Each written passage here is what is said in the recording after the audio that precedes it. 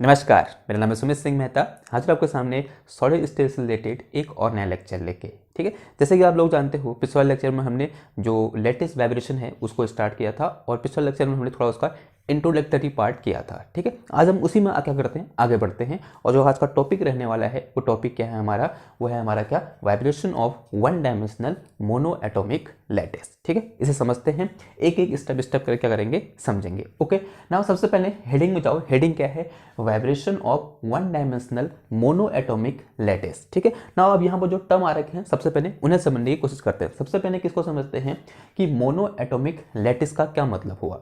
यानी एक ऐसी लैटिस जो सिर्फ किससे मिलकर बनी होती है, एक सिंगल एटम के अरेंजमेंट से मिलकर बनी होती है, उसे हम क्या बोलते हैं, मोनो एटॉमिक लैटिस बोलते हैं। वन डायमेंशन का मतलब क्या हुआ, यानी एक चेन ऑफ एटम, उसको हम क्या बोल देंगे, one dimensional mono atomic lattice बोल देंगे। ठीक है, इसको लिख के चलते हैं और इससे समझ में आएगा आपको। तो हिंट डालो क्या, सबसे पहले इसे हिंट डालो क्या है हमारे पास, vibration of one dimensional mono atomic lattice. उसके बाद हिंट डालो क्या कि मोनो एटॉमिक लैटिस क्या होता है। हिंट डालो क्या, mono atomic lattice.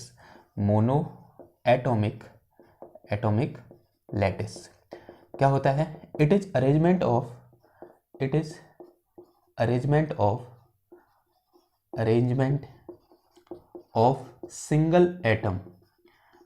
Of single atom. ठीक है, जो अरेंजमेंट ऑफ सिंगल एटम होगा उसे हम क्या बोल देंगे, मोनो एटॉमिक लैटिस बोल देंगे। हाँ, कंडीशन वो होगी कि जो ईच एटम की सराउंडिंग होगी वो कैसी होगी, आइडेंटिकल होगी। क्लियर हुई बात ना। अब देखो ये कैसे दिखेगी, माना ये किसको दिखा रहा है, एक एटम को दिखा रहा है, यानी सारे के सारे एटम क्या होंगे, सेम होंगे।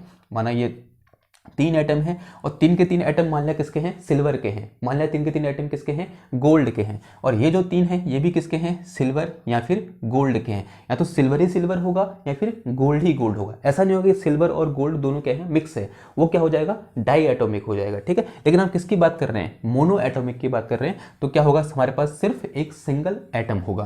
तो यहाँ पर मैंने अज्यूम कर लिया या तो ये गोल्ड है या फिर सिल्वर है या फिर प्लेटिनियम है, कुछ भी हो सकता है। ठीक है, लेकिन होगा कैसा, सिंगल होगा। ओके, तो इस टाइप की जो लैटिस होती है उसे हम क्या बोलते हैं, मोनो एटॉमिक लैटिस बोलते हैं। ठीक है, ऐसे बना दो यहाँ पर बढ़िया करके।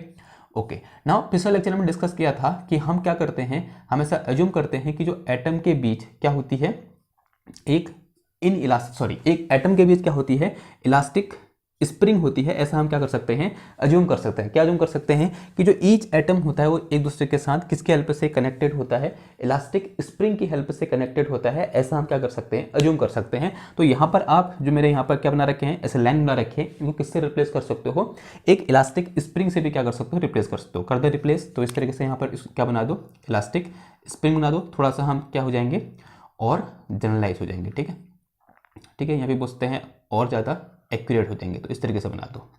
ओके, वो भी सही था, तो ये भी बनाना क्या है, सही है। ठीक है, आप उसे बना देना, बगल में और करके इसे बना देना। ठीक है, ऐसा हमने पिछले लेक्चर में डिस्कस कर रखा है कि जो एटम, हम ऐसा अज्यूम करते हैं कि जो हर एटम है किसी लैटिस में, वो दूसरे एटम के साथ एक इलास्टिक स्प्रिंग की हेल्प से क्या होता है, कनेक्टेड होता है। क्लियर हुई बात। ओके, सब बना दो, इसे बना दो, यूँ करके इसे बना दो, ये बना दो, ये बना दो और ये भी बना दो। ठीक है, और ये भी बना दो, इसे बना दो।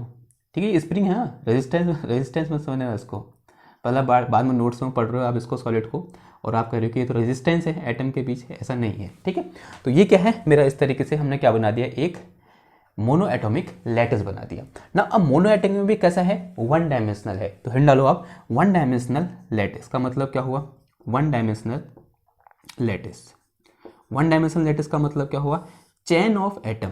क्या, chain of atom is known as one dimensional lattice. क्या बोल सकते हैं हम, चेन ऑफ एटम। या फिर और उसको थोड़ा सा और प्रिसाइज करोगे, चेन से टेढ़ी मेढ़ी भी हो सकती है, लेकिन एक ऐसी चेन होगी, एक स्ट्रेट चेन होगी। कैसी होगी, straight chain of mono atomic, straight chain of atom. क्या लिख सकते हैं, straight chain of atoms is called one dimensional lattice. Now अब देखिए कैसे, जैसे ये क्या था, टू डायमेंशनल था, तो वन डायमेंशनल सिर्फ क्या मिलेगी मेरे को, एक चेन मिलेगी। अज्यूम कर लो, एक एटम ये है, एक एटम ये है और एक एटम ये है, एक एटम ये है, ठीक है। और यहाँ पर भी क्या होगा, इस तरीके से स्प्रिंग बोल दो, ये भी इससे स्प्रिंग से कनेक्टेड है, ये भी इससे स्प्रिंग से कनेक्टेड है, ये भी स्प्रिंग से कनेक्टेड है, ये भी स्प्रिंग से कनेक्टेड है। लेकिन कैसा है ये, वन डायमेंशन है, सिर्फ एक डायमेंशन में है। अज्यूम कर लो किस डायरेक्शन में है, एक्स एक्सेस में, ठीक है। अगर मैं ये बोलूँ कि ये क्या है, मेरी वाई एक्सेस है और ये क्या है, मेरी एक्स एक्सेस है, तो ये सारे जो एटम हैं जो ये ऐसे दिखा रहे हैं मेरे, ठीक है। एक तो ये क्या है, ये एटम सारे के सारे सेम एटम है। अगर ये सिल्वर का क्रिस्टल है तो सारे के सारे सिल्वर है, अगर ये गोल्ड का क्रिस्टल है तो सारे के सारे क्या हैं, गोल्ड हैं। और सारे के सारे जो एटम हैं वो क्या हैं, सिर्फ एक एक्सेस के अलोंग क्या है, अरेंज हैं। अज्यूम कर रखा है कि वो सबके सब किस एक्सेस के अलोंग अरेंज हैं, एक्स एक्सेस के अलोंग अरेंज हैं, तो इस तरीके से अरेंज हैं, ठीक है। ये एक्स एक्सेस है तो इस तरीके से ये क्या है, सिल्वर एटम अज्यूम है। हम वाई एक्सेस के अलोंग भी ले सकते हैं, लेकिन फिर उस समय क्या होगा, सारे के सारे atom only on Y axis के अलोंग क्या होंगे, अरेंज होंगे।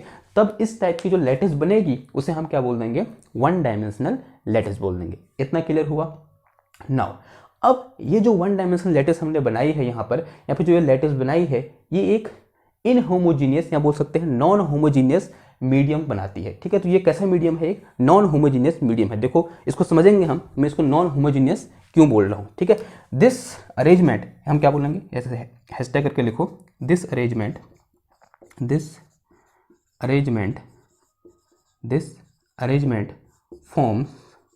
forms a non homogeneous medium. क्या बनाता है ये, कि ये जो अरेंजमेंट है यहाँ पर वन डायमेंशनल एटम का जो अरेंजमेंट है, सिर्फ एक डायरेक्शन में जो अरेंजमेंट है, वो क्या बना रहा है, एक नॉन होमोजीनियस मीडियम बना रहा है, ठीक है। Non homogeneous medium, this arrangement forms a non homogeneous medium. ना अब होमोजीनियस मीडियम क्या होगा, अगर हम ये समझ लें तो हम उन दोनों को क्या कर सकते हैं, डिफरेंशिएट कर सकते हैं। तो होमोजीनियस मीडियम क्या होता है, सिंस होमोजीनियस मीडियम, सिंस ऐसे लिख के चलो, since in homogeneous medium, in homogeneous medium each atom arrange in continuous manner. अभी समझेंगे कंटिन्यूअस मैनर का मतलब क्या होगा, मीडियम ईच एटम या फिर एटम आर कनेक्टेड, ऐसे लिखो, atoms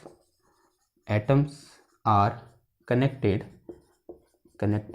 in continuous manner,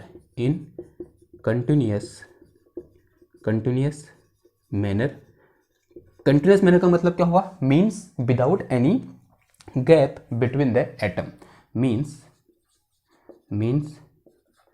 without any gap between the atom. देखो कैसे बोलना चाह रहा हूं मैं, ऐसे, ठीक है। एक एटम ये है और जो दूसरा एटम है उस पहले एटम के बीच में, जो दूसरे एटम और पहले एटम के बीच में कोई भी गैप नहीं है, वो क्या है, उसके साथ कंटिन्यूसली अटैच्ड है। इस तरीके का जो अरेंजमेंट होगा उसे हम क्या बोलेंगे, होमोजीनियस अरेंजमेंट बोलेंगे। या फिर इस टाइप का अरेंजमेंट जो मीडियम बनाएगा उस मीडियम को हम क्या बोल देंगे, होमोजीनियस मीडियम बोल देंगे। लेकिन जो हमारा जो अरेंजमेंट है वहाँ पर क्या है, किन्हीं दो एटम के बीच कुछ क्या है, डिस्टेंस है, या बोल सकते हैं कुछ क्या है, गैप है। यानी ये कैसा अरेंजमेंट हुआ, एक डिस्क्रीट अरेंजमेंट हुआ, डिस्क्रीट अरेंजमेंट ऑफ एटम हुआ, सॉरी। और जो डिस्क्रीट अरेंजमेंट ऑफ एटम होता है वो क्या कंस्ट्रक्ट करता है, एक नॉन होमोजीनियस मीडियम बनाता है। तो इसलिए हमने इसको क्या बोला है, नॉन होमोजीनियस मीडियम बोला है, ठीक है। समझ में आया। तो ये क्या है, हमारा होमोजीनियस मीडियम है, जिसमें जो एटम होंगे वो एक कंटिन्यूअस मैनर में एक दूसरे के साथ क्या होंगे, कनेक्टेड होंगे। यानी एटम के बीच कोई भी गैप नहीं होगा, तभी तो वो कंटिन्यूस हुआ। लेकिन हमारा जो अरेंजमेंट है, जो हमने कंसिडर कर रखा है, वहाँ पर जो अरेंजमेंट है वो कैसा, डिस्क्रीट है। इसका मतलब वो कैसा मीडियम बना रहा है, एक नॉन होमोजीनियस मीडियम बना रहा है। क्लियर हुई बात, ओके ना। अब क्या करना है हमको, अब ये हमारे पास सिस्टम आ गया है, वो कैसा है, one dimensional mono atomic lattice है, जो इस तरीके की हमें देखने को मिलेगी ना। अब हमें क्या करना है, इसके वाइब्रेशन की स्टडी करनी है ना। इसके वाइब्रेशन की स्टडी करने के लिए हमें क्या चाहिए, सबसे पहले हमें अभी जो ये पूरा लैटिस है ये कहाँ है, इक्विलिब्रियम में है, क्योंकि यहाँ पर जो हर एटम है वो कहाँ पर है, अपनी लैटिस साइड के ऊपर एग्जैक्टली अपनी लैटिस साइड के ऊपर बैठा हुआ है, यानी अपनी मीन पोजीशन में, या बोल सकते हैं इक्विलिब्रियम पोजीशन पर है। अगर मुझे इस लैटिस को वाइब्रेट कराना है तो क्या करना पड़ेगा, इनमें से किसी भी एक एटम को डिस्प्लेस करना पड़ेगा अपनी मीन पोजीशन से। और हमने पिछले लेक्चर में डिस्कस किया था, अगर हम किसी भी एक एटम को डिस्प्लेस करेंगे तो उसका इफेक्ट उस लैटिस में जितने भी एटम होंगे उन पर पड़ेगा, क्योंकि because they are connected with each other. यानी यहाँ पर जो वाइब्रेशनल मोशन होगा वो कैसा होगा, एक कपल्ड वाइब्रेशनल मोशन होगा। यानी अगर मैं यहाँ पर से किसी भी एक एटम को डिस्प्लेस करूंगा उसके मेन पोजीशन से, तो वो इफेक्ट इसमें भी दिखेगा, इसमें भी दिखेगा और इसमें भी दिखेगा। अगर यहाँ कोई एटम होगा उस पर वो दिखेगा, और यहाँ कोई एटम होगा इसके इधर, उस पर भी वो इफेक्ट देखने को मिलेगा। तो क्या करना है, हमको वाइब्रेशन की स्टडी करनी है। उसके लिए क्या करना पड़ेगा, किसी भी एक एटम को उसकी मेन पोजीशन से डिस्प्लेस करना पड़ेगा, और जैसे ही उसको वहाँ से डिस्प्लेस करूंगा, वो कोई भी रीजन हो सकता है, हम इलेक्ट्रोमैग्नेटिक फोर्स लगा सकते हैं, हम कोई मैकेनिकल फोर्स लगा सकते हैं। वो डिस्प्लेसमेंट उस लैटिस, उस जो हमारे पास सॉलिड है उसकी खुद की इंटरनल एनर्जी की वजह से भी वहाँ पर क्या हो सकता है, डिस्प्लेसमेंट हो सकता है। अगर उस लैटिस में डिस्प्लेसमेंट हुआ और फिर जब वो क्या करना चाहेगा, एटम अपनी मीन पोजीशन वापस जाना चाहेगा, और इस कारण से वहाँ पर क्या हो जाएंगे, वाइब्रेशन क्रिएट होंगे, और उन्हीं की हमें क्या करनी है, स्टडी करनी है। क्लियर हुई बात? ओके, नाउ अब इधर आते हैं। देखो, इसको एक सिस्टमेटिक तरीके से लिखने की कोशिश करते हैं। तो ऐसा अज्यूम करो, कैसे लिखें, ठीक है, ये लिख लिया ना आपने, इधर आओ तो लिखो, यहाँ पर लिख के चलेंगे, फिर अच्छे से समझ में आएगा। ओके, तो let us consider consider we have a one dimensional chain of atom of mass m, ठीक है। एक one dimensional chain of atom है जिसमें हर एटम का मास कितना है, m है, ठीक है, ऑफ मास m। ओके, तो इस तरीके से बना दो, ठीक है। एक एटम ये अज्यूम कर लो, ओके, एक एटम ये अज्यूम कर लो, एक एटम ये अज्यूम कर लो, एक एटम ये अज्यूम कर लो, एक एटम ये अज्यूम कर लो, इस तरीके से। Okay, now and each atom is connected with each other with the help of A elastic spring. तो यहाँ पर क्या बना दो, इस तरीके से इलास्टिक स्प्रिंग बना दो। तो ये बना दी इलास्टिक स्प्रिंग, यहाँ भी बना दी, यहाँ भी बना दो, यहाँ भी बना दो, यहाँ भी बना दो, ठीक है। आप चाहो तो वाली स्प्रिंग बना सकते हो जो बचपन से बनाते हुए आ रहे हो, ऐसे ऐसे वाली गोल गोल वाली। मेरी बुक में ऐसा वाला बना है तो मैंने ऐसा बना दिया, ठीक है, ऐसे दांतदार बना दिए, ठीक है। इसको रेजिस्टेंस मत समझना, मैं बार बार बोल रहा हूँ। ओके ना, अब ये क्या है, मेरे पास इस तरीके से एटम है जो इस तरीके से अरेंज हैं इन वन डायमेंशन, या बोलते हैं एक चैन बना रहे हैं, जिसको मैंने क्या बोला है, one dimensional mono atomic lattice बोला है। यानी सारे के सारे एटम का मास सेम है, यानी सारे के सारे एटम क्या है, सेम है। ओके ना, अब ऐसा अज्यूम करेंगे कि ये किसी भी एक एक्सेस के, क्योंकि मैथमेटिक्स करनी है तो ऐसा अज्यूम करना पड़ेगा कि जो मेरे पास चेन है ये किसी एक पर्टिकुलर एक्सेस के अलोंग है। हम एक्स वाई जेड कुछ भी बोल सकते हैं, ठीक है। तो let us consider, let us assume our chain of atoms is along x axis, कहाँ की ओर है, x एक्सेस के अलोंग है, ठीक है। एंड और ऐसा अज्यूम करो कि जो दो मेरे पास एटम है, किन्हीं दो एटम के बीच जो डिस्टेंस है वो कितनी है, a है। यानी एक एटम ये है और एक एटम ये है, इन दोनों के बीच की डिस्टेंस कितनी है, a है। अगेन एक एटम ये है, एक एटम ये है, इन दोनों के बीच की डिस्टेंस कितनी है, a है, ठीक है। तो ऐसा अज्यूम करेंगे distance between any two atom is a, and distance between any two atom is a। किन्हीं दो एटम के बीच की डिस्टेंस कितनी है, a है, ठीक है। ओके, इतना बात हुआ क्लियर ना। अब अगर ऐसा अज्यूम करो कि ये किसके अलोंग है, एक्स एक्सेस के अलोंग है, यूँ करके, ठीक है। ये एक्स एक्सेस है, माना यहाँ पर ऐसे बोल दो, इसको वाई एक्सेस बोल दो, तो ये क्या हो जाएगी, हमारी एक्स एक्सेस हो जाएगी, ठीक है ना। अब हमें ये निकालना है कि इन एटम की पोजीशन क्या होगी इस एक्स एक्सेस में, ठीक है। Now let us discuss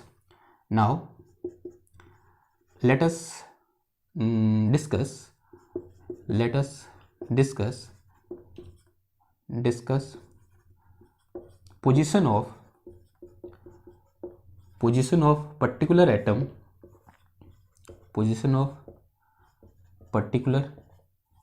atom in X axis, ठीक है। एक्स एक्सेस में किसी एक एटम की जो मेरे पास पोजीशन है वो क्या होगी, या फिर उसको हम किस तरीके से बोलेंगे कि ये एटम यहाँ पर सिचुएटेड है एक्स एक्सेस में, ठीक है। जैसे मैं यहाँ पर बनाना चाहूँ, अगर मैं बोलूँ कि ये एक्स एक्सेस है और ये वाई एक्सेस है, यहाँ पर अगर एक्स एक्सेस में पोजीशन ऑफ एटम अज्यूम करूँ कि ये 2,0 है, ठीक है, यानी ये एक्स एक्सेस में 2 यूनिट पर है, ठीक है। ये पोजीशन वो क्या करनी है, अब डिस्कस करनी है कि किसी एक एटम की पोजीशन को हम एक्स एक्सेस में किस तरीके से लिखेंगे, ठीक है। तो लिखें, तो उसके लिए थोड़ी देर पहले ये अज्यूम करते हैं। For this let us assume, क्या बोलेंगे, इनको कुछ नाम देना पड़ेगा, ठीक है। तो for this we have to name the atom, for this we have to named the atom, let there are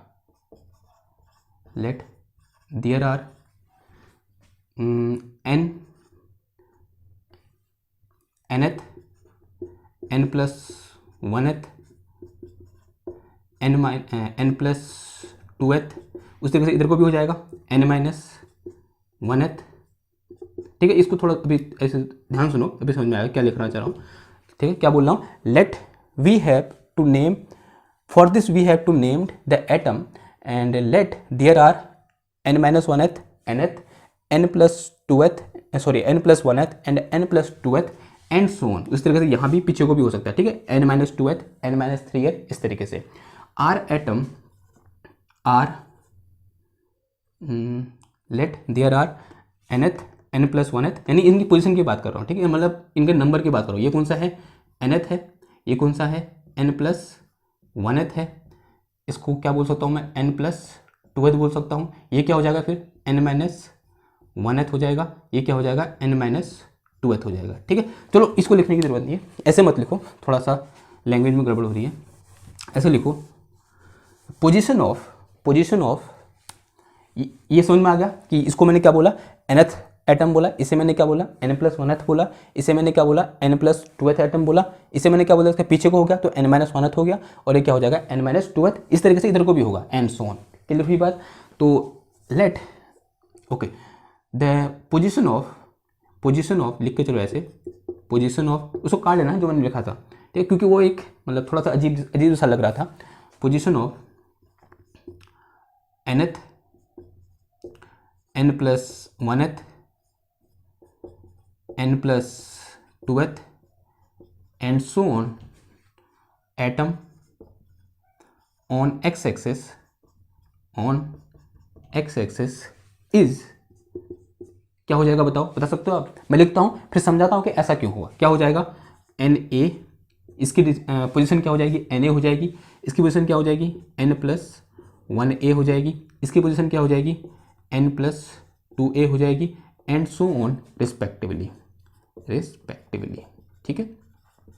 ये कहने के लिए पोजीशन ऑफ nth एटम क्या होगी, Na होगी, a क्या है यहाँ पर, डिस्टेंस बिटवीन दो एटम के बीच डिस्टेंस है वो कितनी है, a है, और जो nth एटम की डिस्टेंस होगी यहाँ पोजीशन होगी एक्स एक्सेस में वो क्या होगी, Na होगी, और n प्लस 1th एटम की जो डिस्टेंस सॉरी पोजीशन होगी वो क्या होगी, n प्लस 1 इंटू ए होगी, और जो n प्लस 2th की जो हमारे पास पोजीशन होगी ऑन एक्स एक्सेस वो क्या होगी, n प्लस 2 इंटू ए होगी रिस्पेक्टिवली। मतलब आगे जो आएगा वो, या फिर इससे पीछे जो आएगा n माइनस 1th वाला, उसकी क्या हो जाएगी, n माइनस 1 इंटू ए हो जाएगी, ठीक है। अब ऐसा क्यों हुआ, ठीक है, रिस्पेक्टिवली। इसको थोड़ा सा रफ में लिखो, ऐसे ब्रैकेट में लिखना या फिर इसको मत लिखना, समझने के लिए देखो ऐसा क्यों हुआ। ऐसा इसलिए हुआ, देखो अगर मैं ये बोलूँ कि ये क्या है मेरे पास, एक्स एक्सेस है, ठीक है, और ये क्या है, वाई एक्सेस है, एक एटम यहाँ पर है, एक एटम यहाँ पर है, एक एटम यहाँ पर है, एक एटम यहाँ पर है, और हर एटम के बीच की डिस्टेंस कितनी है। और अज्यूम करा, इसको मैंने क्या बोल दिया, जिसको मैंने बोला फर्स्ट एटम, इसे मैंने बोला सेकंड एटम,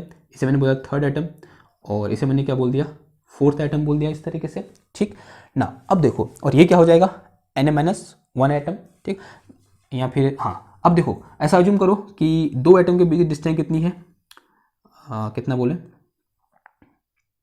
1 बोल दो, दो एटम के बीच की डिस्टेंस कितनी बोल दो, 1 बोलते हैं, 1 सेंटीमीटर कुछ भी हो सकता है, या फिर 1 माइक्रोमीटर या 1 एंगस्ट्रॉम कुछ भी बोल दो, ठीक है ना। अब देखो अगर मैं ये बोल रहा हूँ कि यहाँ से यहाँ तक की डिस्टेंस कितनी है, अगर मैं इसकी पोजीशन लिखना चाहूँ, इस फर्स्ट एटम की पोजीशन लिखना चाहूँ तो मैं क्या लिखूंगा 1 × 1 लिखूंगा, ठीक है। अगर मैं इस ओरिजिन के रिस्पेक्ट में इस सेकंड एटम की पोजीशन लिखना चाहूँगा तो मैं क्या लिखूंगा 2 × 1, यानी ये तो होगी इसकी पोजीशन, ये होगी ना, और ये कितना हो जाएगा, इस 1 को 2 बार ऐड कर दिया तो कितना हो गया, ये 1 + 1 = कितना हो जाएगा 2 हो जाएगा। तो यानी यहाँ से यहाँ तक जाने में जितनी बार ये रिपीट हुआ उतनी बार क्या हो जाएगा, प्लस हो जाएगा, इक्वल टू कितना हो जाएगा 2 हो जाएगा। सिमिलरली अगर मैं थर्ड एटम की यहाँ पर क्या निकालूँ, पोजीशन निकालूँ, तो वो क्या हो जाएगी 1 + 1 + 1 क्या हो जाएगी मेरे पास 1 + 1 + 1 ये हो जाएगी। अब अगर मैं यहाँ से फोर्थ एटम की डिस्टेंस निकालूँ तो कितनी हो जाएगी, देखो दिस इज इक्वल टू कितना हो जाएगा ये 3। अगर मैं फोर्थ एटम की निकालूँ तो कितना हो जाएगा 1 + 1 + 1 + 1 दिस इज इक्वल टू 4। अगर मैं यहाँ पर एक्स एक्सेस में ऐसा बोलूँ कि यहाँ पर क्या है, कोई एक nth एटम है, कौन सा एटम है, nth एटम है, तो इस nth एटम की डिस्टेंस पोजीशन क्या हो जाएगी यहाँ से बताओ, यानी 1 को कितनी बार ऐड करना पड़ेगा, हमको n बार ऐड करना पड़ेगा, यानी 1 + 1 + 1 एंड सो ऑन, कितने टाइम, n टाइम, ठीक है। यही तो किया हमने। nth एटम की जो डिस्टेंस हो जाएगी क्या हो जाएगी, जो उनके पास दो एटम के बीच की डिस्टेंस है मल्टीप्लाई बाय n, और जो n + 1th की डिस्टेंस हो जाएगी वो क्या हो जाएगी, दो एटम के बीच की distance multiply by n + 1। Similarly जो n + 2th की जो पोजीशन हो जाएगी वो क्या हो जाएगी n + 2 × multiply by distance between the two atom. Clear हुई बात। तो ये इस तरीके से मैंने यहाँ पर ये लाइन लिखी। इस लाइन का अर्थ समझ में आया कि ये लाइन मैंने कहाँ से लिखी, तो इस तरीके से ये क्या है यहाँ पर मैथमेटिक्स है कि ये लाइन मैंने यहाँ से लिखी। क्लियर हुई बात। ओके ना, अब देखो मैं इसे मिटाता हूँ, ये रफ काम था तो इसे मिटा देते हैं। तो आई होप ये समझ में आया हुआ कि हमने इसकी पोजीशन को या फिर एटम्स की पोजीशन को एक्स एक्सेस में किस तरीके से डिफाइन किया। तो इस तरीके से हमने डिफाइन किया कि nth एटम की डिस्टेंस कितनी है, Na है, n + 1th की कितनी है, n + 1 × a है, और n + 2th की कितनी है, n + 2 × a है, एंड सो ऑन, या फिर रिस्पेक्टिवली। ओके नाउ अब क्या करना है, हमको वाइब्रेशन निकालना है। तो उसके लिए क्या करना पड़ेगा, लेट अस अज्यूम, तो लिख को चलो यहाँ पर, let us assume, let us now we have to see vibration of lattice. Now we have to see vibration of lattice, for this we have to displace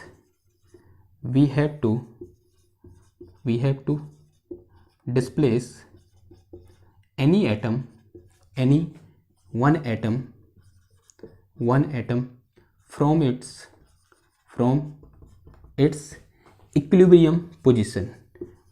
its equilibrium position, ठीक है, from its equilibrium position. ठीक है, एक बार और diagram बनाते हैं। ठीक है, उसकी हेल्प से समझेंगे किस तरीके से हम क्या करेंगे, उसको उसके इक्विलिब्रियम पोजीशन से क्या करेंगे, डिस्प्लेस करेंगे। क्लियर हुई बात। ओके, तो अज्यूम करो कि मेरे पास एक एटम ये है, तो थोड़ा बड़ा बड़ा बनाते हैं, एक ये है और एक ये है, एक ये है, एक इधर बना दो ऐसे ही, या फिर इधर बनाओ, एक ऐसे इधर बना दो, एक इधर ऐसे इधर बना दो। और हर एटम क्या है, एक इलास्टिक चेन से कनेक्टेड है, या बहुत सॉरी इलास्टिक स्प्रिंग से कनेक्टेड है, उसको ऐसे कनेक्ट कर दो। ओके, ये ऐसे कर दिया, ऐसे कर दिया, फिर ऐसे, फिर ऐसे। ठीक है, और हर एटम का मास क्या है, सेम है, बिकॉज मोनो एटमिक की बात कर रहे हैं हम। और ईच एटम की जो बीच डिस्टेंस है वो कितनी अज्यूम कर रखी है हमने, ए अज्यूम कर रखी है, यानी ये भी ए है, ये भी ए है, ये भी ए है, ये भी ए है। उसके बाद अगर एटम जुड़ेंगे तो वो भी कितना होगा, ए होगा ना। अब देखो, अब यहाँ पर ये एटम, इस एटम का कुछ नाम दिया हमने, क्या है ये, दिस इज nth एटम, इसे क्या बोल दो, n + 1th एटम, और इसे क्या बोल दो, n + 2th एटम बोल दो, और इसे क्या बोल देंगे फिर आप, n - 1th एटम बोल देंगे, तो क्या हो जाएगा ये 1 - nth एटम बोल देंगे, एंड इसे हम क्या बोल देंगे, n - 2th एटम बोल देंगे। क्लियर हुई बात। ओके, नाउ अज्यूम करता हूं मैं इसमें से क्या कर रहा हूं, जो मेरे पास nth एटम है उसको इस तरीके से पॉजिटिव एक्स एक्सेस को क्या कर रहा हूं, डिस्प्लेस कर रहा हूं। देखो ये कैसी सिचुएशन है, equilibrium situation, this is at equilibrium, ये कहां पर है मेरे पास, एट इक्विलिब्रियम में है ना। अब मैं क्या कर रहा हूं, ये जो nth एटम है इसको मैं क्या कर रहा हूं, इसकी मीन पोजीशन से डिस्प्लेस कर रहा हूं। अज्यूम करो कि इसको मैंने कितना डिस्प्लेस कर दिया, यहां से इधर ये डिस्प्लेस कर दिया। इसको थोड़ा सा नीचे बनाऊं, देखो अब मैं अज्यूम कर रहा हूँ कि ये एटम जो पहले यहाँ पर था, इस पोजीशन पर था, अब वो कहाँ चला गया है, इस पोजीशन में चला गया है। लेट अस से दिस एटम इज हियर। ना ये जो एटम है, ये वाला जो nth एटम था, अब वो यहाँ पर है, ठीक है। अगर ये डिस्प्लेस हुआ है तो हमने पढ़ा है कि यहाँ पर जो वाइब्रेशन होता है वो कैसा होता है, कपल्ड होता है। यानी एक भी एटम को अगर मैं डिस्प्लेस करूंगा तो उसका इफेक्ट पूरी की पूरी लैटिस में क्या होगा, पड़ेगा। तो उसका मतलब ये वाला एटम भी डिस्प्लेस होगा, ये वाला भी एटम भी डिस्प्लेस होगा, ये भी डिस्प्लेस होगा और ये भी क्या होगा, डिस्प्लेस होगा। यानी ये अपने अपने इक्विलिब्रियम पोजीशन से क्या हो जाएंगे, खिसक जाएंगे।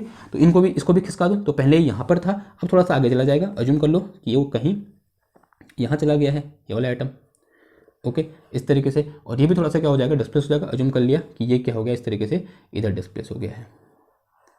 क्लियर, समझ में आई बात? ओके ना। अब देखो, अब सिमिलरली ये कहाँ था, पहले इधर पे था इनिशियली, ये इधर था, और ये इनिशियली इधर था, ठीक है। दिख रहा है आपको, समझ में आ रहा है क्या हो रहा है करके।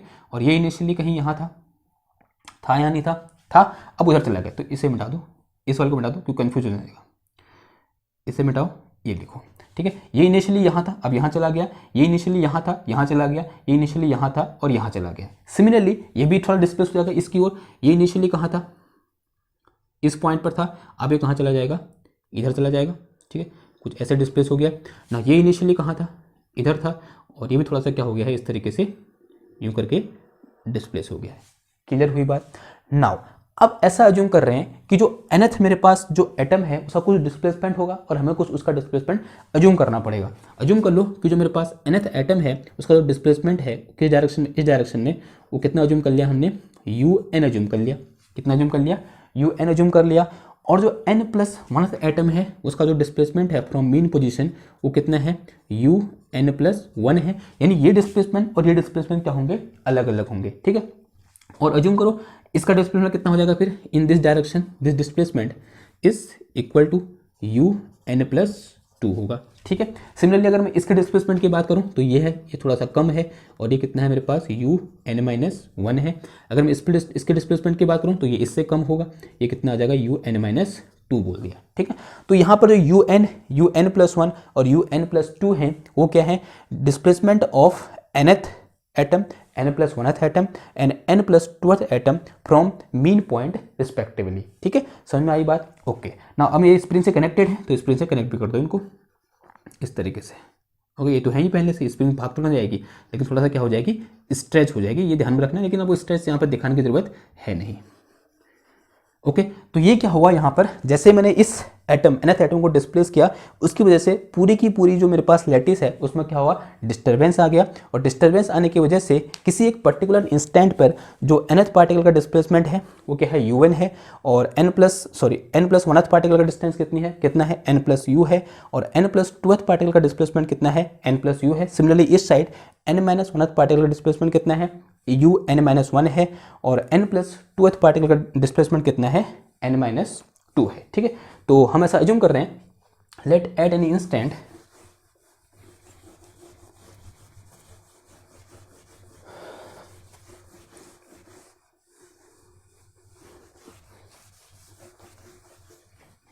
ऐसे लिख के चलो, यहाँ पे लिखें, नीचे लिखें, यहाँ पे लिखो, चलो। Let at any instant, let at any instant of time displacement of nth particle of nth n+1th n+2th and so on atom from mean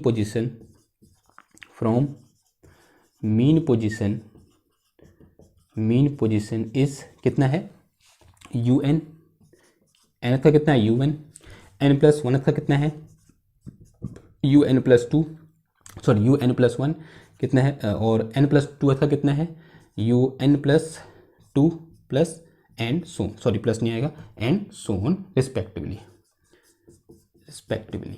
ठीक है। इतनी बात क्लियर हुई ना। अब देखो, अब एट एनी इंस्टेंट ये क्या है, डिस्प्लेसमेंट है। नाउ हमने क्या अज्यूम कर रखा है, वी कंसीडर दैट कि this spring is a elastic spring.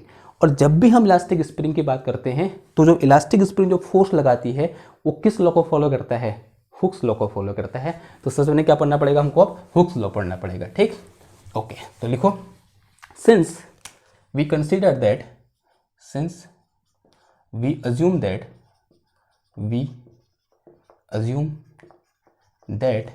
spring between the atom spring between the atom is elastic spring,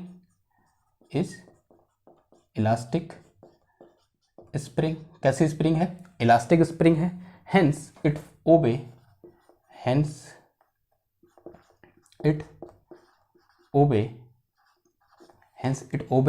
Hooke's law. किसको ओबे करेगा ये? Hooke's law. Now Hooke's law क्या होता है? बताओ हुक्स लॉ क्या होता है? आप सब जानते हो Hooke's law. According to Hooke's law, for a elastic spring, force due to spring is proportional to the displacement from mean position. ठीक, तो क्या होता है? फोर्स F यानी force is proportional to displacement. ये पढ़ा है आपने, क्लास 11th का कॉन्सेप्ट है, इसमें आपको कोई दिक्कत नहीं होनी चाहिए। नाउ जैसे मैं यहाँ से क्या करूँगा, प्रोपोर्शन से हटाऊंगा, कुछ कांस्टेंट आएगा, तो फोर्स को F से रिप्रेजेंट कर दिया, तो F इज इक्वल टू क्या आएगा यहाँ पर? बीटा इंटू यू आ गया। यू क्या है यहाँ पर? डिस्प्लेसमेंट है। बीटा क्या है? कोई कांस्टेंट है। आप सब लोग जानते हो बीटा को हम क्या बोलते हैं? Beta is a constant and this is known as spring constant. क्या बोलते हैं हम इसको? स्प्रिंग कांस्टेंट बोलते हैं। जो बीटा है वो क्या है? हमारा स्प्रिंग कांस्टेंट है। ठीक, तो ये क्या हो गया? हमारा हुक्स लॉ हो गया। Now we are going to apply this Hooke's law for any one of the atom, यानी इनमें से किसी भी एक एटम में क्या करेंगे? हम हुक्स लॉ को अप्लाई करेंगे। या तो इस पर कर दो, nth पर कर दो, या फिर n+1th पर कर दो, या फिर n+2th पर कर दो। ठीक है, n+1th पर करना क्या रहता है? इजी रहता है। तो सॉरी, nth पर करना क्या रहता है? इजी रहता है। तो हम क्या करेंगे? हुक्स लॉ को अप्लाई करेंगे किस पर? nth एटम पर। ठीक है, now we are going to apply Hooke's law in for nth particle. ठीक है, now we are going to apply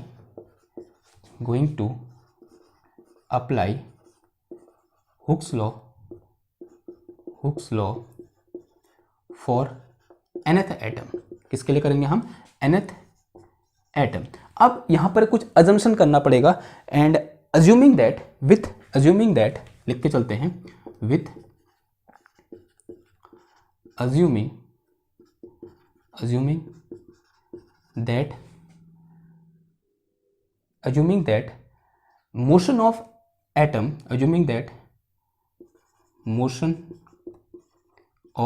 atom is only affected by nearest neighborhood, only affected by nearest neighborhood,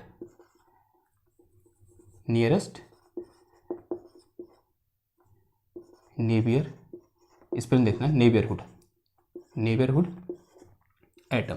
ठीक है, nearest neighbourhood atom, ऐसा assume करेंगे कि जो nth atom का जो मोशन है वो ओनली किन की वजह से इफेक्टेड होगा? जो नियरेस्ट नेबरहुड एटम है उन्हीं की वजह से क्या होगा? इफेक्टेड होगा, और इनके इफेक्ट को क्या कर देंगे? हम नेग्लेक्ट कर देंगे। ठीक है, एक्चुअल में इनका इफेक्ट भी यहाँ पर है, क्योंकि हमने पढ़ा है, क्योंकि अगर मैं किसी भी एक एटम को डिस्प्लेस करता हूँ तो उसका इफेक्ट सब जगह होता है, यानी पूरे थ्रू आउट द लैटिस होता है। लेकिन ऐसा अज्यूम करेंगे कि इस nth एटम के मोशन पर जो इफेक्ट है वो सिर्फ किन एटम का होगा? जो नियरेस्ट एटम है उनका होगा, यानी n-1th एटम और n+1th एटम। तो यहाँ पर लिख के चलेंगे फॉर nth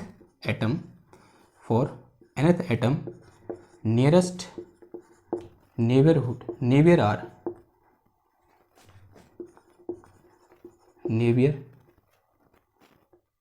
की स्पेलिंग क्या होती है यार? मेरे को स्पेलिंग पता है, भूल गया मैं। For nth atom nearest atom are, सीधे लिख दो नियरेस्ट, या फिर क्लोजेस्ट एटम लिखो,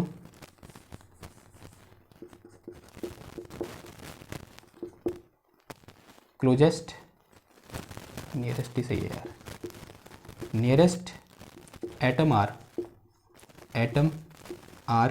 n+1th एंड n-1th। कौन कौन से हैं? n+1th और n-1th है, सॉरी n-1th है। ठीक है, क्लियर हुई बात ना? अब इस पर क्या लगाना है? हमको हुक्स लॉ लगाना है। तो कैसे लगाएंगे? नाउ तो since from Hooke's law since from Hooke's law, from Hooke's law. अब देखो ये कब था, खाली डिस्प्लेसमेंट कब था, जब वहां पर सिर्फ एक स्प्रिंग थी। लेकिन अब यहां पर अगर मैं इन दोनों को लेता हूं, यहाँ पर कितने हैं, 3 एटम हैं, और 3 एटम को हमने 2 स्प्रिंग की हेल्प से क्या कर रखा है, कनेक्ट कर रखा है। तो यहां पर जो मेरे पास हुक्स लॉ हो जाएगा वो क्या हो जाएगा, force is equal to F is equal to क्या आ जाएगा, बीटा इंटू नेट डिस्प्लेसमेंट आ जाएगा। क्या आ जाएगा यहाँ पर, नेट डिस्प्लेसमेंट, नेट डिस्प्लेसमेंट, क्योंकि ये भी इसको डिस्प्लेस कर रहा है, ये भी कर रहा है, ये भी कर रहा है, तो यहाँ पर क्या लेना पड़ेगा हमको, नेट डिस्प्लेसमेंट लेना पड़ेगा। यहाँ पर खाली डिस्प्लेसमेंट क्यों लिया, क्योंकि यहाँ पर हम सिर्फ किसकी बात कर रहे थे, एक स्प्रिंग की बात कर रहे थे। क्लियर हुई बात। अब देखो अब यहाँ पर क्या होगा फिर नेट डिस्प्लेसमेंट। देखो सबसे पहले इसको देखो, सिचुएशन कैसी है, एक ये आइटम है मेरे पास, एक आइटम ये है, एक आइटम ये है, और एक आइटम ये है। इस तरीके से ये तीनों कनेक्टेड है, किसकी हेल्प से, स्प्रिंग की हेल्प से, यूं करके, और ये भी इलास्टिक स्प्रिंग, और इतना ही मानो, इतना ही मान रखा है, क्योंकि इधर का इफेक्ट नेगलेक्ट कर दिया। ये कौन सा आइटम है, nth है, ये कौन सा है, n+1th है, और ये कौन सा है, n-1th है। ठीक है, क्लियर हुई बात ना। अब इसका डिस्प्लेसमेंट कितना है, देखो मेन पोजीशन से इस डायरेक्शन में कितना है, un+1 है।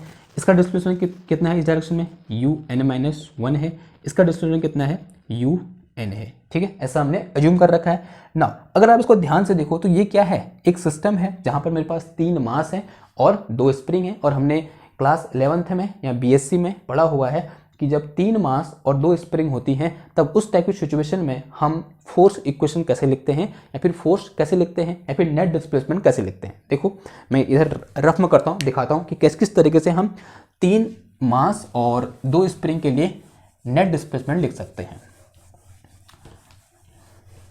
ये हो गया था ना हमारा, ठीक है चलो ओके। तो इस तरीके की सिचुएशन है मेरे पास कि एक आइटम ये है, एक आइटम ये है, और एक आइटम ये है। ये तीनों स्प्रिंग से, यहाँ पे मास बोल दो, तीनों इस तरीके से 2 स्प्रिंग से क्या है, कनेक्टेड है। ठीक है, दोनों का फोर्स कांस्टेंट सेम है, इसका भी के है, इसका भी के है। नाउ अब इनमें से मैं किसी भी एक आइटम को क्या कर रहा हूँ, डिस्प्लेस कर रहा हूँ, तो उससे क्या होगा, माना इसको मैंने इधर की ओर कितना डिस्प्लेस किया, x1, इसको कितने किया मैंने, x2, और इसे कितना डिस्प्लेस किया मैंने, x3। क्लियर हुई बात। अगर मैं सिर्फ इस पोर्शन की बात करूं तो यहां पर नेट डिस्प्लेसमेंट कितना हो जाएगा, x2 माइनस x1 हो जाएगा। ठीक है, अगर मैं इन दोनों की बात करूं तो यहां पर नेट डिस्प्लेसमेंट कितना होगा, x3 माइनस x2 होगा। ठीक है, क्योंकि ये इसको आगे ले जा रहा है और ये भी इसको आगे ले जा रहा है, तो नेट डिस्प्लेसमेंट कितना हो जाएगा, x2 माइनस x3 हो जाएगा। या बोल सकते हैं नेट इलोंगेशन इन स्प्रिंग, यानी कितना स्प्रिंग खींची वो कितना होगा, इसके लिए x3 माइनस x2, और इसके लिए इन दो के लिए कितना हो जाएगा, x2 माइनस x1। अगर इन दोनों को कंबाइन कर दूं तो उस टाइम पर जो नेट इलोंगेशन इन स्प्रिंग होगा वो कितना हो जाएगा, इन दोनों का माइनस इतना हो जाएगा। कितना हो जाएगा, x2 minus x1 minus x2 minus x1। ठीक, किधर हुई बात, sorry x3 minus x2 minus x2 minus x1, ये हो जाएगा ना। अब देखो, अब जहां x1 है यहाँ क्या है, un+1 है, और जहां x2 है यहाँ कितना है, un है, जहां x3 है यहाँ कितना है, un-2 है। तो अगर नेट डिस्प्लेसमेंट की बात करें, नेट डिस्प्लेसमेंट कितना हो जाएगा बताओ, नेट डिस्प्लेसमेंट हो जाएगा कितना, u3 की जगह ये है मेरे पास कितना, un-1 माइनस u2, यानी कितना आ जाएगा, un आ जाएगा, फिर माइनस, फिर ये कितना है मेरे पास, un, ओके un है, ये कितना है un, और फिर कितना आ जाएगा यहाँ पर माइनस का, ये आ जाएगा मेरे पास ये un+1। ठीक है, ये समझ में आ रहा होगा ये कैसे लिखा मैंने, उसका एनालॉजी मैंने इधर लिख दिया ना। इसको कैलकुलेट कर दो, फिर कितना हो जाएगा, ये हो जाएगा मेरे पास un-1 माइनस का un माइनस का कितना आ जाएगा un, और माइनस प्लस का un+1 आ जाएगा। थोड़ा सा कैलकुलेट करो तो ये क्या आ जाएगा मेरे पास, un+1 प्लस का un-1, माइनस ऐड हो जाएंगे तो कितना आ जाएगा, माइनस का 2un आ जाएगा। तो ये क्या निकला मेरे पास, नेट डिस्प्लेसमेंट निकला। इसे उठाकर कहाँ रख दो, इधर रख दो, तो क्या निकल जाएगा मेरे पास, फोर्स इक्वेशन आ जाएगी। ठीक है, तो तो यहाँ से F इक्वल टू कितना आ गया मेरे पास, बीटा इंटू, और इसके लिए पुट कर दो, क्या रखा है मेरे पास, un+1 प्लस का कितना आ जाएगा, un-1 माइनस का 2un आ जाएगा। ठीक है, अब ये क्या है मेरे पास, फोर्स है, किस पर लगने वाला फोर्स, इस nth पार्टिकल पर या फिर nth एटम पर लगने वाला फोर्स। तो और इसका डिस्प्लेसमेंट कितना है, un है, तो F को क्या लिख सकता हूं मैं, सिंस जो F होगा न्यूटन के सेकंड लॉ से क्या हो जाएगा मेरे पास, मास इनटू एक्सेलरेशन, और मास इनटू एक्सेलरेशन कहने का मतलब क्या होगा, second derivative of displacement with respect to time. तो F की जो कैलस तो हमें mass of this atom multiply by D square U N divided by D T square from second law of motion या फिर न्यूटन सेकंड लॉ। इसको उठा के इधर रख दो। ओके, तो इसे बनाओ, देखो ठीक है, रखो, चलो इसको इधर रखो, तो ये आ जाएगा मेरे पास कितना, m D square U divided by D T square and this is equal to beta multiply by, ये आ जाएगा क्या है मेरे पास, देखो u n प्लस का 1 और प्लस का u n माइनस का 1 माइनस का 2 u n। ओके, और से it is some equation number 1, इसे क्या बोल दो, इक्वेशन नंबर 1 बोल दो। नाउ अगर आप इक्वेशन नंबर 1 को ध्यान से देखो तो ये क्या है, एक डिफरेंशियल, और ये क्या है, यू एन आएगा, ठीक है, ये क्या है, एक डिफरेंशियल इक्वेशन है। और इस डिफरेंशियल इक्वेशन में कितने वेरिएबल हैं, देखो 1 2 3 4 वेरिएबल हैं, सॉरी 3 वेरिएबल हैं, सॉरी कितने वेरिएबल हैं, 3 वेरिएबल हैं, यू एन प्लस 1 और यू एन माइनस 1, और डेरिवेशन डिफरेंशिएशन किसके रिस्पेक्ट में है, टी की रिस्पेक्ट में। यानी एक डिफरेंशियल इक्वेशन है तो उसको सॉल्व करना थोड़ा सा क्या है, टीडियस काम है, मतलब वो थोड़ा सा अजीब सा काम है। तो हम क्या क्या बोलेंगे, ऐसी मतलब ख्वाहिश रखेंगे, बोल सकते हैं ऐसी अपेक्षा करेंगे भगवान से कि मैं ऐसा अज्यूम करूं कि इस डिफरेंशियल इक्वेशन का, या बोल सकते हैं सेकंड ऑर्डर डिफरेंशियल इक्वेशन का जो सॉल्यूशन है वो कैसा है, पीरियोडिक है। ऐसा मैं अज्यूम करके चल रहा हूँ, या बोल सकते हैं ऐसा हम सीख कर सकते हैं, मतलब दुआ मांग सकते हैं कि इसका जो सॉल्यूशन हो वो कैसा हो, पीरियोडिक हो। और जो हमारी दुआ है वो क्या हो जाती है, कबूल हो जाती है, और इसका जो सॉल्यूशन होता है एक्चुअल में वो कैसा होता है, पीरियोडिक होता है। तो इसका पीरियोडिक सॉल्यूशन लेना एक क्या है, एक अच्छा क्या है, हमारा कंसिडरेशन है, ठीक है। तो हम ऐसा बोल के चलेंगे, let us consider solution of equation 1 is periodic solution, ठीक है। तो ऐसे लिख के चलो, let us consider solution of equation 1 is periodic, कैसा है, पीरियोडिक है। अब इसका सॉल्यूशन कहने का मतलब हम क्या फाइंड करेंगे, यू एन फाइंड करेंगे, displacement of this nth particle find करें, सॉरी nth एटम फाइंड करेंगे, तो क्या हो जाएगा, and this is and that is वो क्या हो जाएगा मेरे पास, यू एन इक्वल टू कितना आ जाएगा, U N equal to some constant U not into ई की पावर, पीरियोडिक है यानी कैसा आएगा, एक्सपोनेंशियल के साथ आयोटा वाला, तो ई की पावर आयोटा क्या आ जाएगा, ओमेगा टी माइनस क्या होता है, एक्चुअल में अगर पीरियोडिक सॉल्यूशन लिखना चाहोगे, पीरियोडिक इक्वेशन लिखना चाहते हो आप, कुछ ऐसा होता है ना, y is equal to A e की power iota omega t minus k x, ऐसा होता नहीं होता। पीरियोडिक सॉल्यूशन किसी भी डिफरेंशियल इक्वेशन का जो पीरियोडिक सॉल्यूशन होता है उसको हम इस तरीके से लिखते हैं, y is equal to A e की power iota omega t minus k x, where omega is angular velocity, k is wave number, ऐसा हम बोलते हैं। और एक्स क्या होता है, डिस्प्लेसमेंट होता है, यहाँ बोल सकते हैं डिस्प्लेसमेंट नहीं होता है, क्या होता है, position of particle on X axis होता है, यानी एक्स एक्सेस में जो पोजीशन ऑफ पार्टिकल होगी वो क्या होता है, एक्स होती है, ठीक है। ओके ना, अब इस केस में क्या होगा बताओ, ये क्या है मेरे पास, किस पार्टिकल के लिए हम बात कर रहे हैं, nth पार्टिकल के लिए बात कर रहे हैं, और nth पार्टिकल के लिए जो पोजीशन ऑफ पार्टिकल होगा वो क्या होगा, लिखा था हमने कहीं पर, कितना है, ये है, नहीं मिट गया, कितना था, an था, पोजीशन ऑफ nth पार्टिकल कितना था, an था, यहाँ कहीं पर लिखा था, ठीक है, मिट चुका है वो, पोजीशन ऑफ nth पार्टिकल कितना है, an है, ठीक है, सही लिख रहा हूँ, तो कितना आ जाएगा, ये KAN आ जाएगा यहाँ पर, जो यहाँ पर x आता है, x क्या था, position of particle on x axis, लेकिन in our case this is nth particle, sorry nth atom and the position of nth atom is an, तो क्या आ जाएगा यहाँ पर, KAN आ जाएगा। तो सही this some equation number 2, okay. और जो यू नॉट है वो क्या है, कोई एक कांस्टेंट है, और यहाँ पर जो ओमेगा नॉट है इसे मैं क्या बोलता हूँ, एंगुलर वेलोसिटी, या फिर बोल सकते हैं एंगुलर फ्रीक्वेंसी, बोलो क्या बोलेंगे, एंगुलर फ्रीक्वेंसी ऑफ वेव, और जो क्या है के क्या है, प्रोपगेशन वेक्टर है, प्रोपगेशन वेक्टर, के क्या है, प्रोपगेशन वेक्टर है, इसका एक और नाम होता है, वो क्या होता है, वेव वेक्टर भी होता है, क्या, वेव वेक्टर, ओके। और जो के होता है किसके बराबर होता है, K is equal to 2 pi by lambda के बराबर होता है, here lambda is wavelength of wave, ठीक है, ऐसा कुछ। ना अब देखो ये तो किसके लिए था, nth पार्टिकल के लिए था, इस पार्टिकल का nth पार्टिकल के लिए, यानी ये क्या निकाला मैंने, un निकाला। सिमिलरली इसके एनालॉजी मैं क्या निकाल सकता हूँ, un-1 और un+1 निकाल सकता हूँ।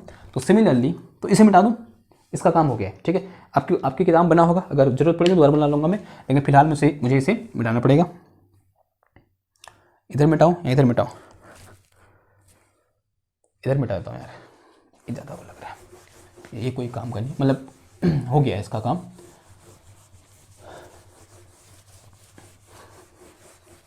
देखो क्या चीज़ है इसमें आप, हाँ तो क्या निकला मेरे यहाँ से, ये क्या है मेरे पास, सिमिलरली अगर मैं क्या निकालूँ यहाँ से, un+1 निकालूँ तो क्या हो जाएगा, देखो u0 और e की पावर आयोटा क्या आ जाएगा, ओमेगा टी, फ्रीक्वेंसी सेम रहेगी, माइनस के एक्स यानी पोजीशन ऑन एक्स एक्सेस। तो इस पार्टिकल की यानी un+1 पार्टिकल की n+1th पार्टिकल की जो पोजीशन है वो क्या है मेरे पास, n+1 इंटू ए है, and this bracket is close. तो बड़ा ब्रैकेट लगा दो यहाँ पर इस तरीके से, ठीक है। Set is some equation number कितना हो जाएगा, ये 2 3 हो गया। और अब क्या लिखो यहाँ पे, इक्वेशन नंबर 4, यानी सिमिलरली किसके लिए देखो, un-1 के लिए क्या लिखा सकते हैं, un-1 एंड करके लिखना, and un-1 is equal to क्या आ जाएगा, u0 e की power iota omega t minus का के, इसी तो कितना आ जाएगा, n-1 आ जाएगा, क्या आ जाएगा, n-1 और दिस इज इक्वेशन नंबर कितना आ गया, ये 4 हो गया। n-1 क्यों आया, because position of n-1th particle is n-1 into A, okay, जो मैंने लिखा था उसमें। तो ये क्या होगा, इक्वेशन नंबर 4 हो गया। नाउ एक काम करो, अब ये हमने क्या जूम कर रखे हैं, ये un+1 और un-1 इस डिफरेंशियल इक्वेशन सॉल्यूशन है, यानी इसको यहाँ पर रखने पर इसको सेटिस्फाई करना चाहिए। तो क्या करोगे, इस इक्वेशन 2 3 4 को कहाँ रख दो, इक्वेशन नंबर 1 में रख दो। नाउ पुटिंग इक्वेशन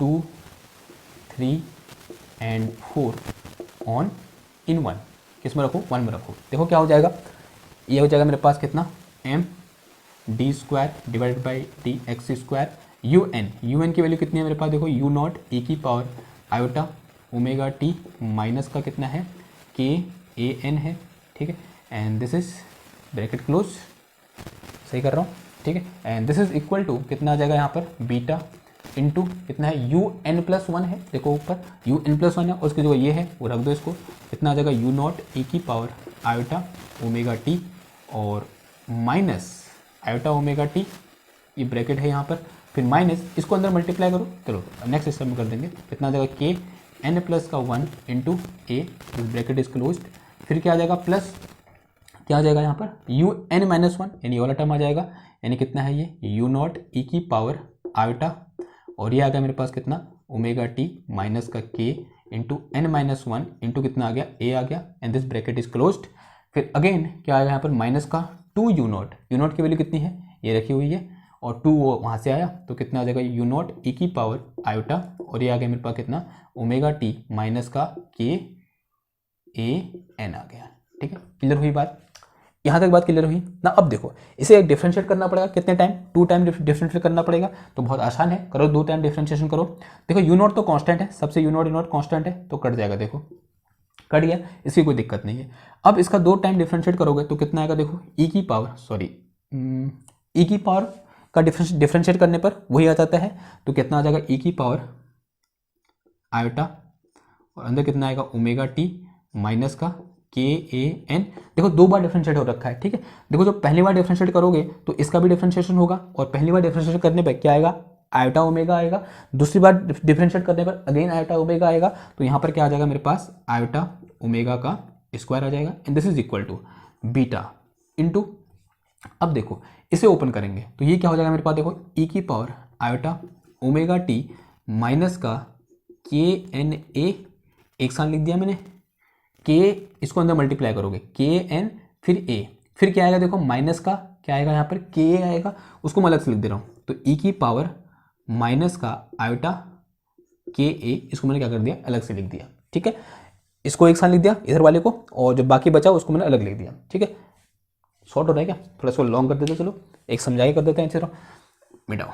देखो क्या कहना चाह रहा हूँ, ऐसा है कुछ, देखो ई की पावर क्या है आयोटा, ये आ गया मेरे पास कितना ओमेगा टी, माइनस का कितना है ये के एन है, फिर अंदर मल्टीप्लाई के एन ए हो जाएगा, फिर अंदर मल्टीप्लाई माइनस का कितना आ जाएगा के एन ए आ जाएगा, and this bracket is close. फिर इसको लिखो तो ये कितना आ जाएगा, देखो यहाँ पर प्लस करके ई की पावर आयोटा, ये आ गया मेरे पास कितना ओमेगा टी, अगेन माइनस का के एन ए, फिर मैंने माइनस प्लस कितना आ जाएगा ये के ए आ जाएगा, and this bracket is closed. फिर क्या आ जाएगा, देखो यहाँ पर माइनस का 2 इंटू ई की पावर, ये आ गया मेरे पास कितना आयोटा ओमेगा टी, माइनस का कितना आ गया के एन ए आ गया, ठीक है, and this bracket is closed. Okay ना, इधर देखो ये आ गया मेरे पास, ये क्या है मेरे पास आयोटा है, आयोटा का स्क्वायर यानी का -1 हो जाएगा, तो माइनस का कितना आ जाएगा ये m omega square, and this is e की पावर, दिस इज आयोटा, और ये क्या आ गया ओमेगा टी, माइनस का कितना आ गया के एन ए आ गया, and this bracket is closed, and this is equal to, देखो बीटा ऐसे रहा और अंदर कितना बचा, अब इसको एक साथ लिखो, इसको एक साथ लिख दो, तो ये आ गया मेरे पास ई की power iota omega t minus का के एन ए, फिर कितना हो जाएगा ई की पावर माइनस का आयोटा के एन ए, ऐसा हो जाएगा कुछ। फिर इसको इसमें भी ऐसा ही करो जैसा इधर किया, और ये हो जाएगा मेरे पास कितना प्लस का ई की power iota omega t minus का के एन ए हो जाएगा, फिर इनटू ई की पावर ये प्लस का आ जाएगा कितना है ये आयोटा के एन ए हो जाएगा, एंड फिर अगेन माइनस का कितना आ जाएगा 2 ई की power iota omega t minus का के एन ए आ जाएगा, ब्रैकेट इज क्लोज्ड। देखो इधर राइट हैंड साइड से ये कॉमन है और इससे क्या हो जाएगा ये कैंसिल हो जाएगा, ठीक, तो ये आ गया मेरे पास कितना माइनस का m omega square, and this is equal to this is beta into ये आ गया मेरे पास कितना, इधर से कितना आ गया ई की पावर माइनस का आयोटा के एन ए आ गया, और फिर प्लस का इधर से कितना बचा ई की पावर आयोटा के एन ए बचा, फिर माइनस का कितना बचा 2 बचा। क्लियर हुई बात। अब देखो अब यहाँ पर कुछ तिगड़मबाजी करनी पड़ेगी हमको। एक काम करो, 1 मिनट यार, कितना टाइम हो गया, ठीक है चल रहा है, 52 मिनट हो गए, कोई बात नहीं ओके, थोड़ा सा लंबी बन गई वीडियो, कोई बात नहीं, ऐसा ही टॉपिक है तो थोड़ा बहुत एडजस्ट करना पड़ेगा आपको, ठीक है। अब बताओ यहाँ पर क्या करोगे, देखो इसको मैं परफेक्ट स्क्वायर बना सकता हूँ, इसको क्या कर सकते हैं हम परफेक्ट स्क्वायर बना सकते हैं, कैसे, देखो माइनस का m omega square is equal to beta into क्या हो जाएगा ये, इसे कर सकता हूँ, देखो मैं इसे मैं लिख सकता हूँ ई की पावर माइनस का या फिर प्लस का आयोटा के n a divided by 2 plus या फिर माइनस ई की पावर माइनस का आयोटा के एन ए डिवाइडेड बाई 2 का होल स्क्वायर, ये लिख सकता हूँ इसको मैं। इसको ओपन करो, ये आंसर आएगा, ठीक है, करो ओपन, इसका स्क्वायर कितना हो जाएगा, ये हो जाएगा स्क्वायर प्लस का इसका स्क्वायर ये हो जाएगा, फिर -2ab आता है तो 2 इंटू दिस 1 हो जाएगा, और फिर क्या बचेगा 2 बचेगा, यानी इसको मैं ये लिख सकता हूँ, इसमें आपको कोई भी संकोच नहीं होना चाहिए, ठीक ना। थोड़ा सा इसमें और अच्छा सा तिगड़मबाजी करते हैं, देखो क्या हो जाएगा ये माइनस का m omega square is equal to कितना आ गया बीटा इंटू ई की पावर आयोटा के n a divided by 2, sorry यार ये ए एन कहाँ से आया,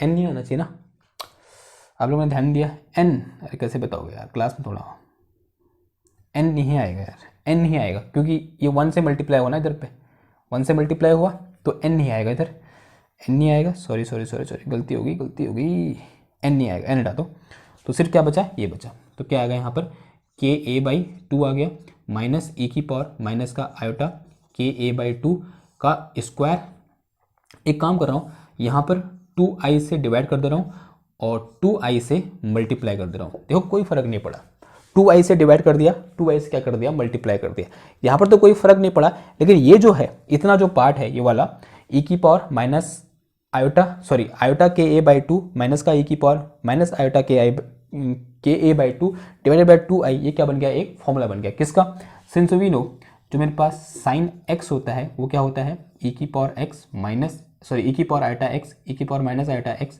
डिवाइडेड बाय कितना आ जाता है 2i होता है। ठीक है, तो ये फॉर्मूला बन गया। तो यहाँ पर क्या आ जाएगा देखो, माइनस का m omega square is equal to beta into 2i तो ऐसे ही अंदर है, सॉरी 2i है, पूरा ही नहीं है, कितना है 2i। ये किसका फॉर्मूला हो गया मेरे पास, साइन x का फॉर्मूला हो गया। तो साइन क्या आ गया, ये x जो कितना है ka/2 है, तो कितना आ गया साइन ka/2 का होल स्क्वायर आ गया। ठीक, ओके, अब मिटा सकता हूँ उसको मैं।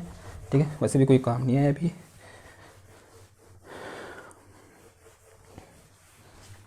ठीक, अब देखो इसका स्क्वायर ओपन कर दो, तो यहाँ पर क्या बचा, देखो ये है मेरे पास कितना, माइनस का m omega square is equal to, ये क्या है मेरे पास यहाँ पर बीटा है, और ये क्या है मेरे पास 4i हो जाएगा, सॉरी 4 इंटू आई का स्क्वायर, और आई का स्क्वायर कितना हो जाएगा -1 हो जाएगा, और ये क्या बच गया मेरे पास यहाँ पर फिर साइन स्क्वायर ka/2 आ गया। ठीक है, इस माइनस से ये माइनस क्या हो जाएगा मेरा, कैंसिल हो जाएगा। तो यहाँ से मेरे पास m omega square is equal to कितना आ गया 4 beta into sine square ka/ कितना आया 2 आ गया, और यहाँ से omega square is equal to कितना आ गया, ये 4 beta divided by m into sine square क्या आ गया ka/2 आ जाएगा। अब देखो, तो यहाँ से मेरे पास ओमेगा इज इक्वल टू कितना आ जाएगा, plus minus under root of 4 beta upon कितना आया m आया इंटू साइन स्क्वायर ka/2 आ गया। तो यहाँ से मेरे पास omega angular frequency is equal to plus minus under root of, ये तो स्क्वायर से बाहर आ जाएगा, और ये कितना बच गया मेरे पास 4 बीटा अपॉन m इंटू कितना आ जाएगा, ये साइन स्क्वायर ka/ कितना आ गया 2 आ गया। ओ स्क्वायर नहीं, स्क्वायर हट जाएगा। ठीक है, कितना आ गया साइन ka/2 आ गया। And this is important relation. Now this is relation between angular frequency and wave vector या propagation vector, and the relation between angular frequency and wave vector is always known as dispersion relation. This relation is known as dispersion relation. This relation is called dispersion relation. Dispersion relation, इसे हम क्या बोलते हैं, dispersion relation बोलते हैं। जब भी हम ओमेगा एंगुलर फ्रीक्वेंसी और वेव वेक्टर के बीच कोई भी रिलेशन निकालेंगे उसे हम क्या बोलते हैं, डिस्पर्जन रिलेशन बोलते हैं। ठीक है, मुझे लग रहा है आज की वीडियो बहुत लंबी बन चुकी है, तो आगे में प्रोसीड अब नेक्स्ट वाले में करेंगे। क्या करना है नेक्स्ट वाले में, देखो मैं बता देता हूँ।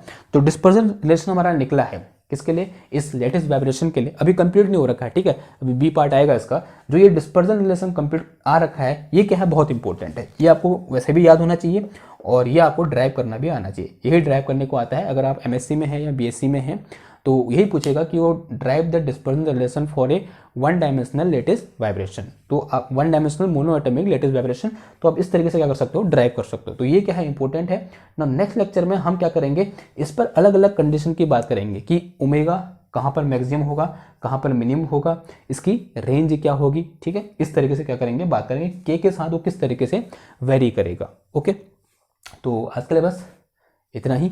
थोड़ा सा मैथमेटिकल पार्ट था आज का, थोड़ा सा थ्योरेटिकल पार्ट भी था, और लिखना ज़्यादा था, और मेरी स्पीड थोड़ा कम भी रही होगी, तो वो थोड़ा एडजस्ट कर लेना। आपके में तो ऑप्शन होता है कि आप स्पीड फॉलो कर सकते हो उसको। ठीक है, 2x में चला दो, भड़ हो जाएगा वहाँ, मतलब मज़ा आता है 2x में पढ़ने में। मतलब उसके बाद अगर उसमें कम में पढ़ो तो ऐसा लगता है कि जैसे नशे में होगा इंसान। तो एक बार करके देखना। अगर मेरा इसमें धीमा लग रहा है तो क्या कर दो, 2x कर दो उसको। 1 घंटे की वीडियो आधे घंटे में क्या हो जाएगी, खत्म हो जाएगी। ठीक है, मैं तो बहुत बार ऐसा करता हूँ। ओके, तो ये क्या होगा, क्या निकल गया मेरा यहाँ से, एंगुलर फ्रीक्वेंसी और के भी रिलेशन निकल गया। और नेक्स्ट लेक्चर में हम इससे रिलेटेड क्या करेंगे, या फिर बोलते हैं जो इसके रिलेटेड डिफरेंट केस है कि कहाँ पर ओमेगा मैक्सिमम होगा, कहाँ पर ओमेगा मिनिमम होगा, उसको क्या करेंगे, डिस्कस करेंगे। वो भी क्या है, बहुत इंपॉर्टेंट है। ये कथा एक डेरिवेशन वाला पार्ट था। तो मिलते हैं आपसे नेक्स्ट लेक्चर में एक नए टॉपिक के साथ। तब तक थैंक यू, धन्यवाद।